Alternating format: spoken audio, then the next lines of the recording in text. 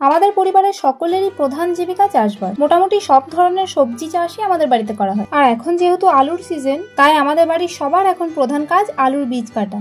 এগুলো সবই বীজ আলু, তবে আজকে কাটবো শুধু 7 বস্তা।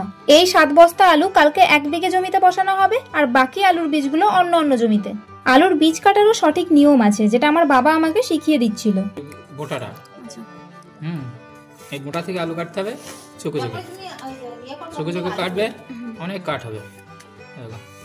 আলুর বীজ কাটতে গেলে দেখা যায় অনেক আলুর চোখ নেই, তখন সেটাকে আলাদা করে কেটে বাদ দিতে হয়, কারণ চোখ না থাকলে সেটা থেকে গাছ জন্মাবে না। যেটুকু অংশ কেটে বাদ দেওয়া হয়েছে সেটাও বাজারে বিক্রি হয়, কিন্তু কম দাম। তাই এটাকে জলে ভিজিয়ে রেখেছি যাতে খুব বেশি কালো না হয়ে যায়। এখনো অনেকগুলো বীজ কাটতে আছে বলে পাশের বাড়ির মাসি এসেছে হেল্প করতে। কাটা শেষ হলে বীজগুলোকে এবার শোধন করতে হবে। আমার বাবা পাতনাটাকে পরিষ্কার করে নিচ্ছে, এরপর এটাই জল ভরতে হবে। জল ভরা হয়ে গেলে তাতে শোধনের ওষুধ দিতে হবে। শোধন করার জন্য নির্দিষ্ট পরিমাণ জলে নির্দিষ্ট পরিমাণ ওষুধটা দিতে হয়, কিন্তু বাবা যেহেতু দিয়ে অভ্যস্ত, সেজন্য বাবা তার আন্দাজ মতো দিয়ে দিচ্ছে।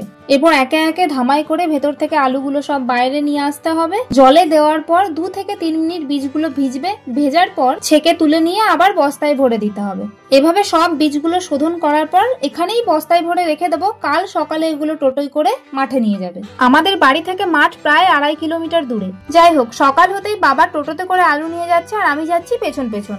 জমি চাষ দেওয়াই ছিল, কিন্তু তবুও কিছুটা বাকি ছিল বলে আজ সকালে আবার চাষ দেওয়া হচ্ছে।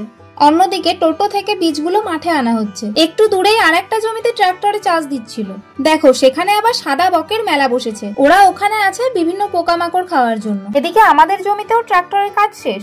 এরপর দুজনকে দুদিক থেকে এই দড়িতে করে মাপ করে নিয়ে দাগ কেটে নিতে হবে। এই দড়িতে যে কাঠিটা রয়েছে সেটার মাপ মোটামুটি 1 হাত।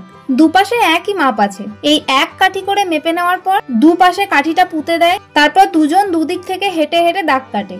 দাগ কাটে মানে দুজন দড়ির উপর হাঁটতে হাঁটতে যায়, পায়ের ছাপ প্লাস দড়ির ছাপ পড়ে সেটাই দাগ হয়। এভাবে পুরো জমিটা দাগ কেটে নিতে হয়। তারপর এই কোদালটাতে করে খাল করতে হয়, যেটাকে বলে ভিলি কাটা।